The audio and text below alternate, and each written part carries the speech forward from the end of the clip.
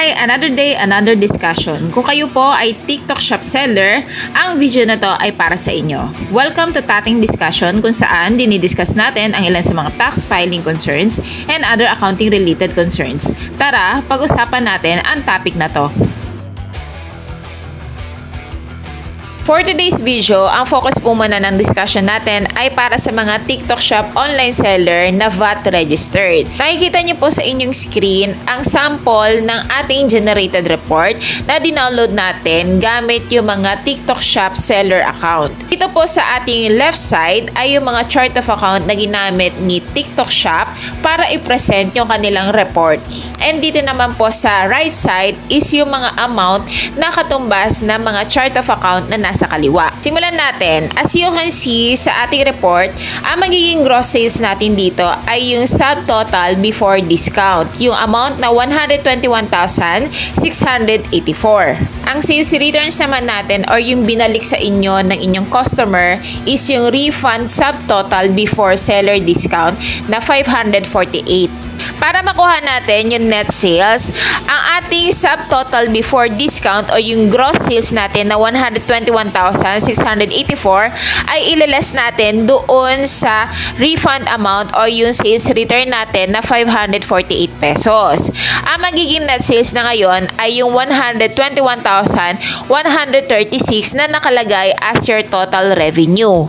Pero kung meron kayong seller discount, ilalas nyo rin yung seller discount doon sa inyong gross sales para makuha nyo yung kabuuan na net sales nyo. Dito kasi sa example natin, wala siyang seller discount na naging transaction for that month. Para ma-record natin itong naging transaction sa ating mga book of accounts, kailangan natin gawa ng invoice. Dalawang klase ng invoice ang ipapakita natin. Isang naka-gross sales at isang naka-net sales. Unahin na muna natin yung naka-gross sales. Makikita niyo po sa inyong screen yung sample ng ating VAT registered na sales invoice.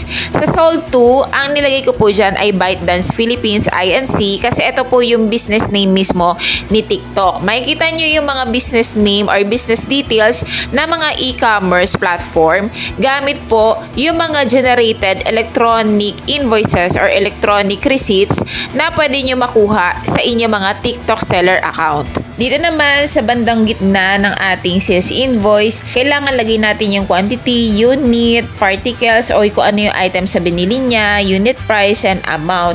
Dahil yung example natin ay kunwari merong assorted items, nilagay na lang natin assorted items, yung total amount niya is 121,684. Dahil nga VAT registered yung ating example, kailangan ang invoice niya ay naka-breakdown din kung paano nag-come up yung kanyang vatable sales. Nakikita nyo sa bandang baba, yung total sales, VAT inclusive, yung 121,684, then ililes mo yung VAT. Paano nga ba natin kukuhanin yung VAT amount ng ating sales? Siyempre, unahin muna natin kuhanin yung amount ng net of VAT ng ating sales or yung VAT exclusive. So, yung gross sales, i-divide lang natin sa 1.12 para makuha natin yung net amount and then saka nyo po i-multiply sa 12% para makuha nyo yung amount ng VAT. Pag nakuha nyo na po yung amount ng net of VAT at nung VAT, i-plot nyo na po yan sa inyong invoices. Nakikita nyo po dito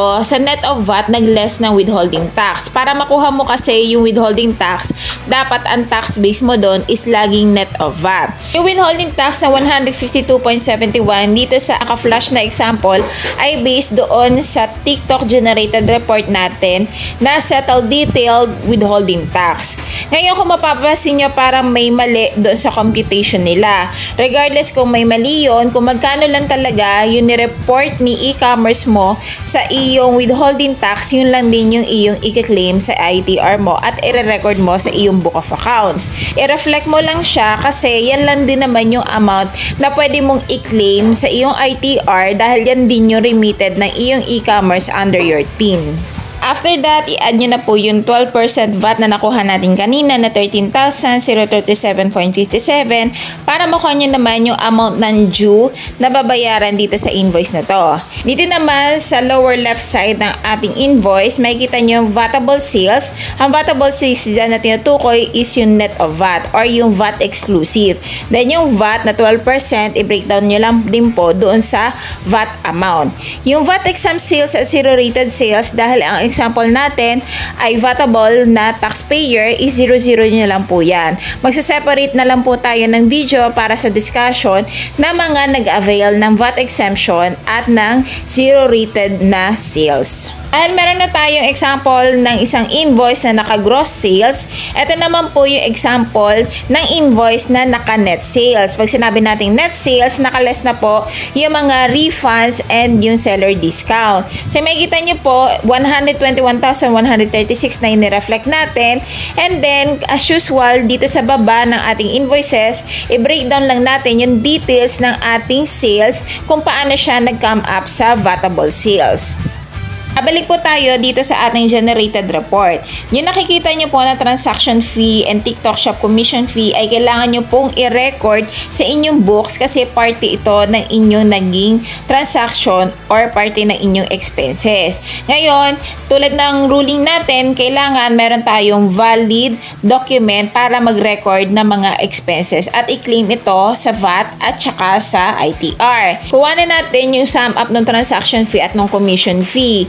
Yung 3,040.25 at yung 5693.05, ipag-add up lang natin yan. Ang magiging total niyan is 8,733.30. So, yung amount na yan yung hahanapin natin ng electronic invoice. Ganito po pala ang itsura ng electronic invoice na ma-generate natin kay TikTok. Papansin nyo po na pinagsama na niya sa isang electronic receipts or electronic invoice yung kanyang platform fees na transaction fee and commission fee. Kaya siya naging 8,733.30.